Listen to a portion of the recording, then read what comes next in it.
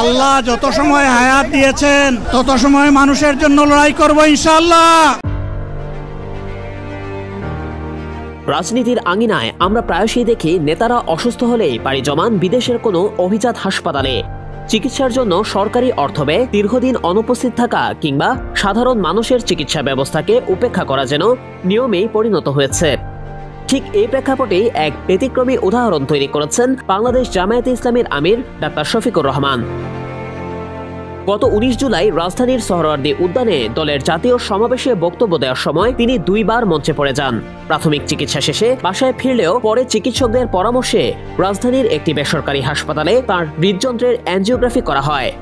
Report অনুযায়ী তার হার্টে 3টি গুরুতর ব্লক ধরা পড়ে। চিকিৎসকদের পক্ষ থেকে বাইপাস সার্জারির পরামর্শ দেওয়া হয় এবং উন্নত চিকিৎসার জন্য তাকে দেশের বাইরে পাঠানোর বিষয়েও পরামর্শ উঠে আসে। কিন্তু সেখানে আসে এক ভিন্ন সিদ্ধান্ত। ডাক্তার শফিকুর রহমান স্পষ্টভাবে জানিয়ে দেন তিনি বিদেশে যাবেন না, বরং দেশে চিকিৎসা নেবেন। এমনকি তার চিকিৎসা বোর্ডের পক্ষ থেকে বারবার সিঙ্গাপুরে যাওয়ার পরামর্শ দেওয়া হলেও তিনি তা জোরালোভাবে প্রত্যাখ্যান করেন। একজন জাতীয় রাজনৈতিক নেতার এমন সিদ্ধান্ত নিঃসন্দেহে সময়োপযোগী ও অনুকরণীয়। যেখানে অধিকাংশ নেতারা চিকিৎসার জন্য বিদেশমুখী হন, সেখানে ডাক্তার শফিকুর রহমানের এই সিদ্ধান্ত দেশীয় স্বাস্থ্যসেবার প্রতি আস্থা ও বিশ্বাসের প্রতীক হয়ে উঠেছে।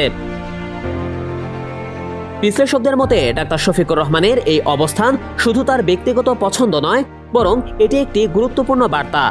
একজন রাজনৈতিক নেতা যদি নিজ দেশের চিকিৎসা গ্রহণে আগ্রহী হন, তবে সাধারণ মানুষও দেশের চিকিৎসা ব্যবস্থার উপর আস্থা রাখতে শিখবে এবং চিকিৎসকদের প্রতি সম্মান ও আস্থাও বৃদ্ধি পাবে।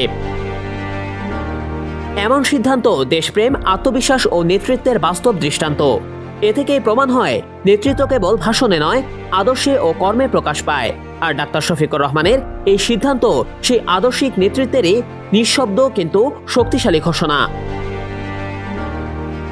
অনেকেই বলছেন তুরস্কের প্রেসিডেন্ট এরদোয়ান এবং মালয়েশিয়ার সাবেক প্রধানমন্ত্রী ডাক্তার মাহাতির বিন মোহাম্মদের মতো দেশপ্রেমিক নেতৃত্বেরই নিদর্শন জামায়াতের আমির।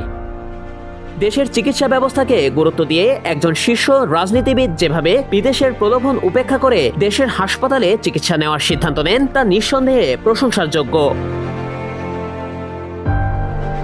জুনায়েদ আহমেদ সৈকত, বিপ্লবী বার্তা।